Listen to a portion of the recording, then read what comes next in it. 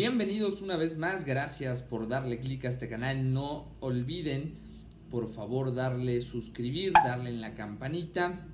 Sigue el tema del COVID-19 en el mundo y por supuesto en México, país en el que ya se ha ampliado la Jornada Nacional de Sana Distancia. Será hasta el 30 de mayo que debemos permanecer los mexicanos dentro de nuestras casas y salir solo al esencial con las debidas medidas de higiene para evitar contagios.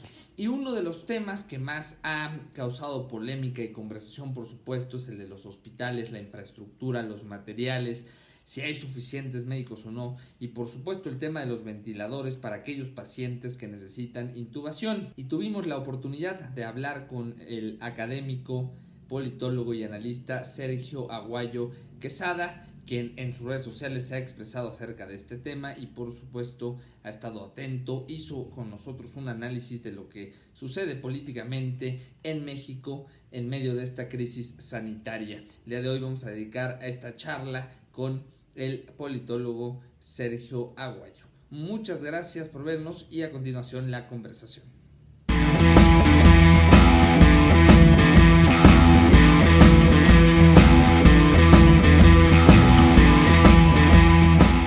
Es un placer tener estos minutos con el doctor Sergio Aguayo Quesada. Él es analista, politólogo, académico y hemos acordado hablar hoy sobre el tema de lo que está pasando de esta pandemia del COVID-19 en el mundo, pero específicamente en México, que entre otras particularidades tuvo más tiempo para aprender de la experiencia internacional de un tema desconocido, pero para prepararnos mejor. Doctor, y me gustaría que empezáramos por su análisis general de cómo México empezó a prepararse y cómo cuando llegó el primer caso, en qué posición estábamos, acorde a la experiencia internacional, cuál es su opinión en cuanto al tema de México.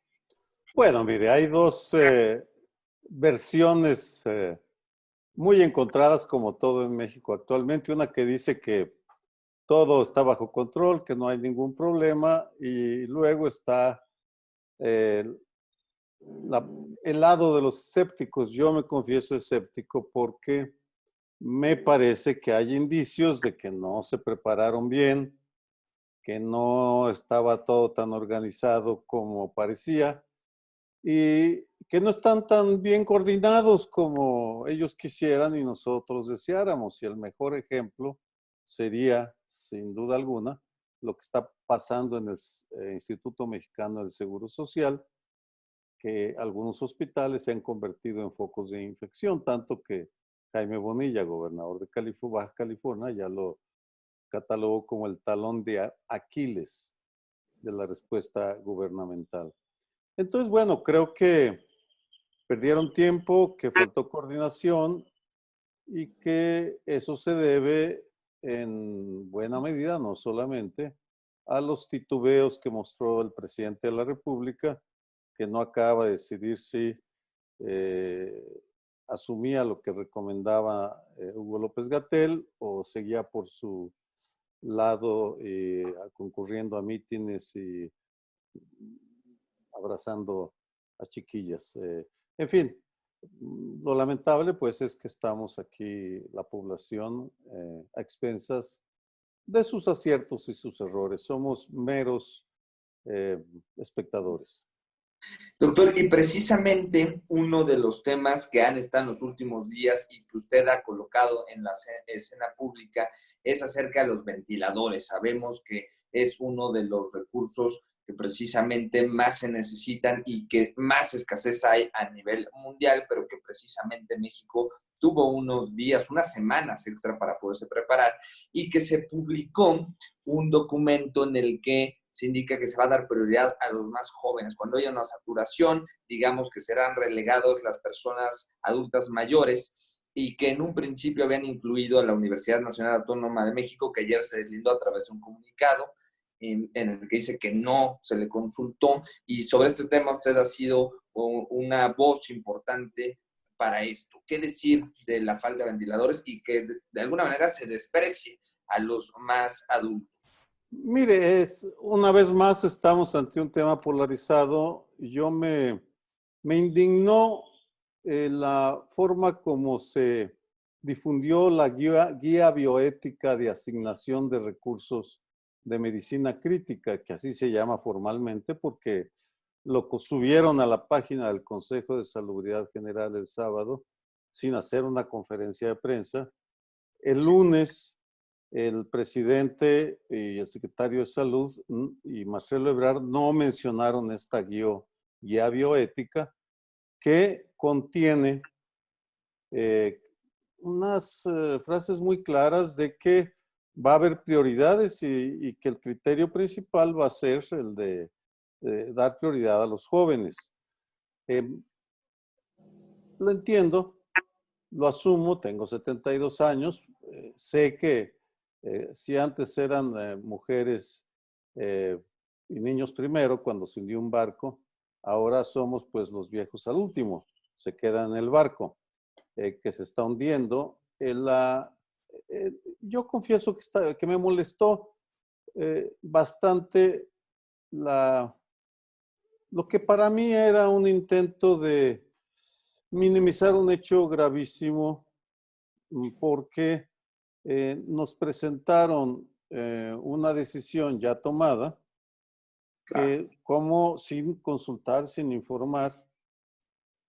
A partir del lunes pasado, que fue cuando hizo esos comentarios en el seminario de Carmen Aristegui, luego escribió un par de tweets muy fuertes, hablando de que no nos tomaron en cuenta, que somos los desechados, que estamos en el corredor de la muerte y que molestaron a algunos sectores y lo vieron como otro ejemplo de mi vocación anti López Obradorcista.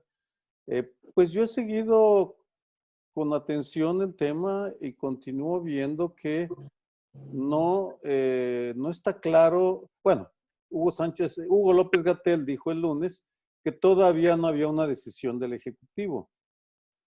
El día de hoy es jueves 16 de abril y seguimos sin saber cuáles son los criterios. Así es. Es decir, estamos ante un problema ético y de salud que lo vamos a resentir en cualquier momento, cuando declaren la fase 3 y cuando empiecen a elegir entre casos críticos, a quién conectan a un respirador y a quién no, pues ese es un tema que confieso sí me tiene profundamente indignado. Yo estoy en la prioridad 4, lo sé, lo asumo, pero me gustaría tener primero más claridad, segundo que lo confrontaran de manera más abierta y no queriendo meterlo por ahí en un rincón para que nadie lo vea. Y finalmente, pues que nos aclaren, que nos digan, porque hay quien compara, dice, lo mismo están tomando en Europa, haciendo en Europa. Sí, tienen razón, pero hay otras políticas para informar y, por ejemplo, hay otras medidas complementarias. Doy un solo ejemplo, la posibilidad de la muerte digna. En Holanda y Suiza, por ejemplo, los viejos que están en una situación insoportable y que van a morir, les permiten que tomen la decisión de la muerte digna. En México no tenemos esa opción.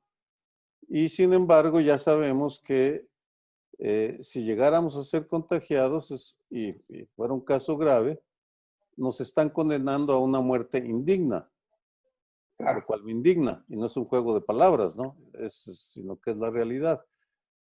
Por eso es que, y creo que el tema ha calado, porque una vez más dan la impresión de improvisación, de ocurrencias.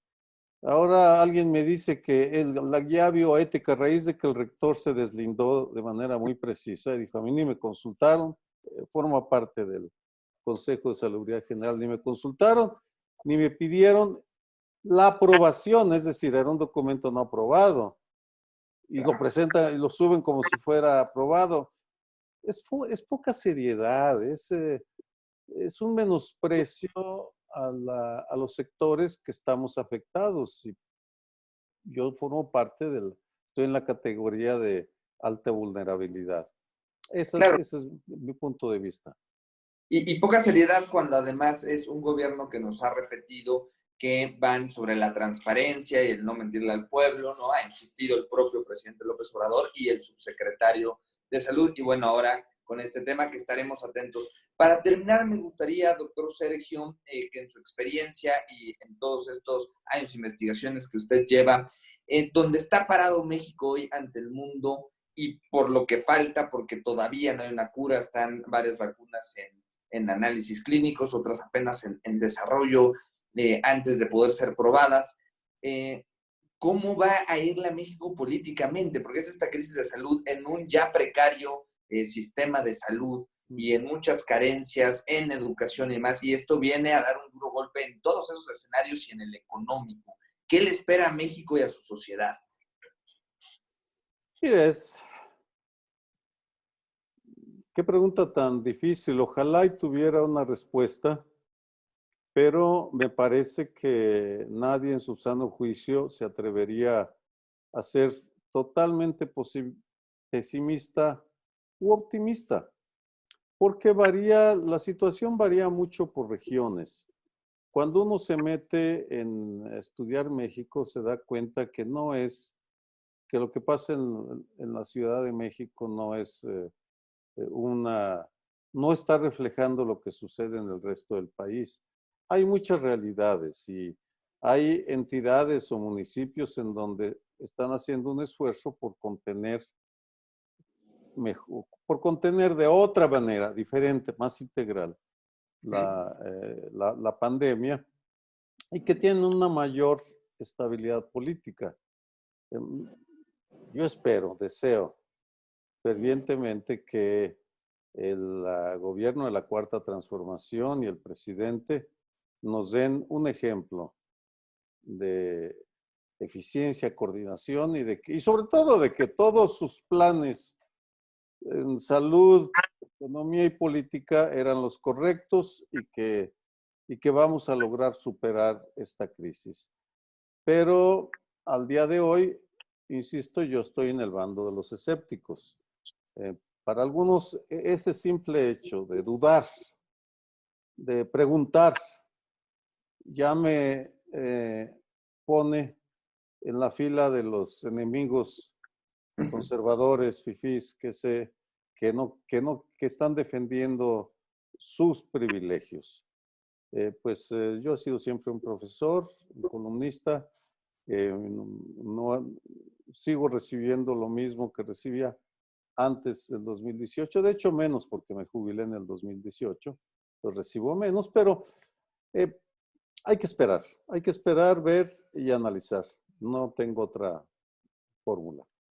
Pues muchas gracias, doctor, y si me lo permite, pues seguimos en comunicación para más adelante de lo que todo nos va a dar este tema, poder mantener contacto. Le agradezco mucho estos minutos. No, yo le agradezco a usted. Hasta luego.